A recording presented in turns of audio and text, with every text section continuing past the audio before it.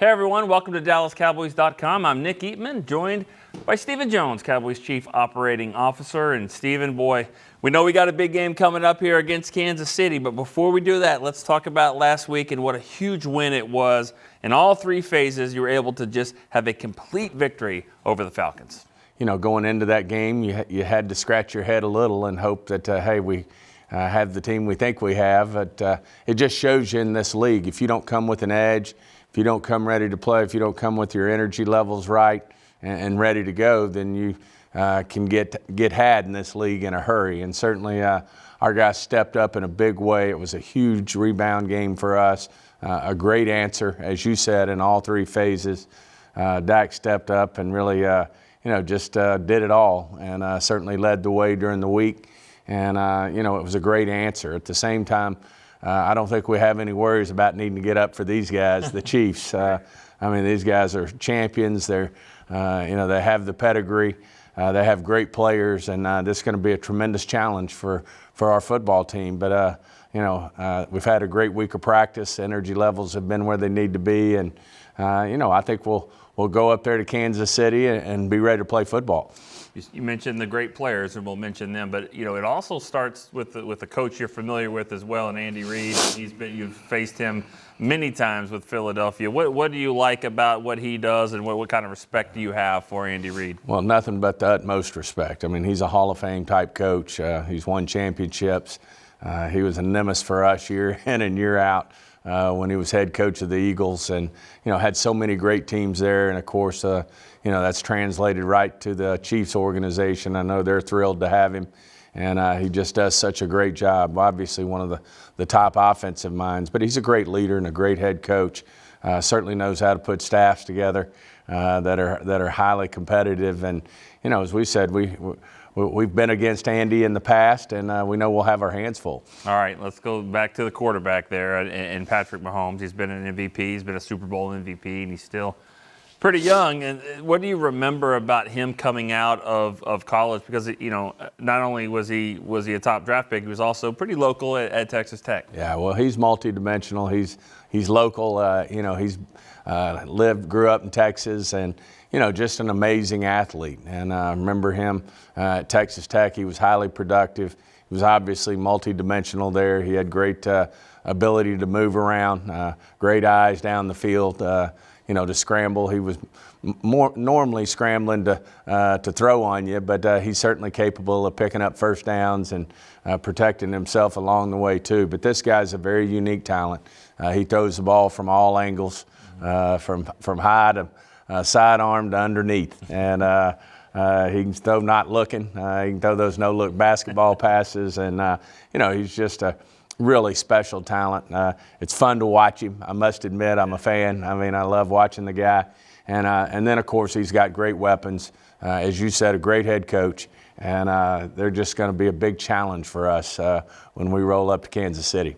Yeah, and not to do any bulletin board material and to say which one is tougher, but is it the combination of Tyreek Hill and Kelsey that makes them so dangerous with Mahomes? Because one of them is so fast, and one of them can work the middle there. And Travis Kelsey, they just got these great weapons. Yeah, I think it's not unlike our team. I think what makes great offensive football teams is to have multiple weapons, and certainly they do, as I said, starting at the quarterback, but then they got a great receiving core. They're starting to run the ball, efficiently, and, they have other weapons on that team as well. So I think at the end of the day, it's obviously special when you have unique talents like you just mentioned. Travis Kelsey's got to be probably the best tight end in football right now. He certainly had a big game the other night, and they're going to present a lot of challenges for our defense, but feel good that Dan Quinn's getting our crew ready to go. Right. Talk about your team, and you have a lot of weapons there, and Michael Gallup coming back and all that, but still, like always, it starts on that offensive line. What can you tell us about the Tyron Smith situation and how you guys are dealing with that, managing it, his injury, and just how do you say we're worried about right now, but we're also looking big picture? Well, I think we have one of the best training staffs in the NFL, and certainly when it comes to getting players ready to get back on the field, I think Brett Brown's the best in the business. And certainly he's been working with Tyron. Those high ankles, which he has, can be tricky. He felt like it was a minor one at first, but it works on you down there in terms of the pain that goes with that. And then, of course, there is a question for re-injury. So, we have to be careful with him. We'll see what Sunday brings in terms of the Chiefs, and see if he's able to step up there. The good news is I thought really Terrence Steele and Lyle Collins really did a great job the other day of stepping up after we struggled offensively the week before and played really well. So obviously you want the best in the business back, which is Tyron Smith, but we'll see how that goes as we head toward game time. Well, obviously going up against Mahomes, you would love to have both your starting pass rushers, your Randy Gregory's and DeMarcus Lawrence, and that won't be the case this week. But it's always next man up around here. Dorrance Armstrong. I mean, he had a great training camp, and then now he was able to kind of show just that he is kind of, it seems like that arrow is pointing up with him. Oh, yeah. He stepped up in a big way. Obviously got the sack, also does what he does really special. He's a great special teams player, too. And the block punt was just amazing to go ahead and, I think, kind of put the icing on the cake, if you will, there at the end of the first half. But, he is. It's great to have him out there. Certainly Basham's doing a great job for us. And then, there's that number 11.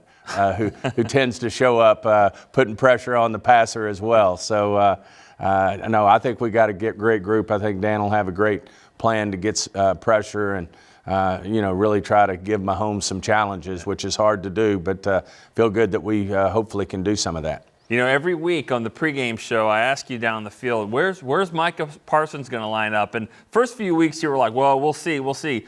But now you're not lying to me anymore. You just say everywhere. And it's true. He is lining up everywhere. It's just amazing as a rookie that he's able to do all that and learn all these different positions. Well, Dan Quinn is hats off to him. I mean, he's really stepped up. And, we went through this right before we drafted him, how we were going to utilize him, how we were going to get the most out of him in terms of, using his unique skill set to also use him as a pressure player. And I just think Dan's done an amazing job of really keeping the opposing team guessing as to where 11's going to be, whether he's going to drop in coverage, whether he's going to be sideline to sideline as a spy on the quarterback, or whether he's coming with pressure.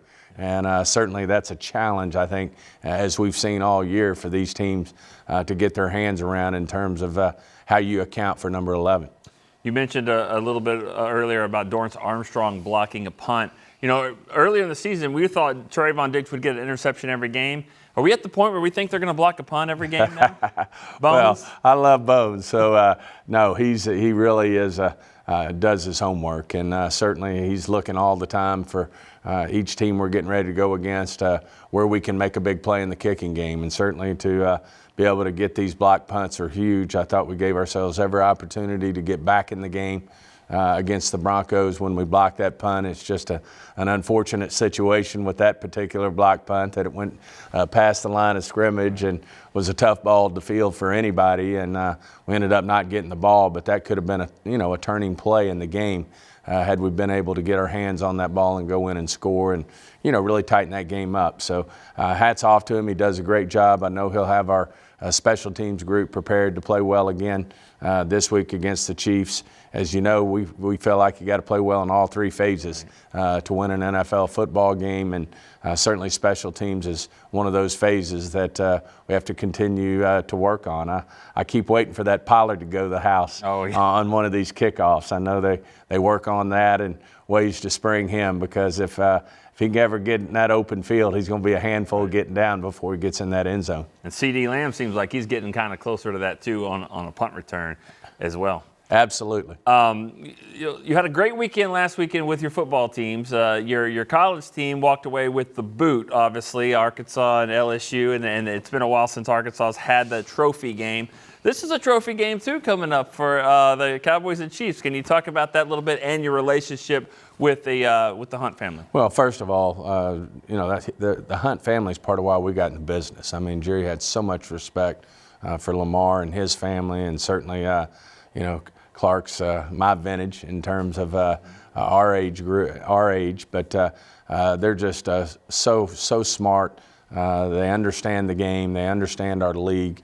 And, of course, Lamar was known for being competitive, a competitor, and was known for his games and known for, I know he came up with the term Super Bowl. And certainly he came up with a unique trophy because Jerry and Lamar used to live across the street from each other. So they called that the Preston Road Trophy. And whoever wins the last game gets to hold that trophy in their trophy case until you play again, and then it's up for grabs again. So certainly it's up for grabs.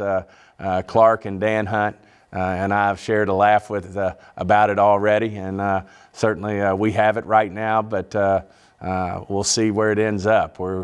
It gives you a lot of incentive to get with it in terms of trying to get your hands on that trophy. Well, obviously, it's been 2 years, but Kansas City also won another trophy, a big one, the Super Bowl, and a lot of people are saying that this could be a statement game for your team. I think Jerry even said this could be a hallmark win if you could go and win. Even though their record is what it is, I think we all know that they are the standard right now. What would it mean to go up and get a win? Well, it would be I think, a hallmark win for us. I mean, they've got the pedigree. They're a championship football team. They've been to a couple Super Bowls here the last couple of years.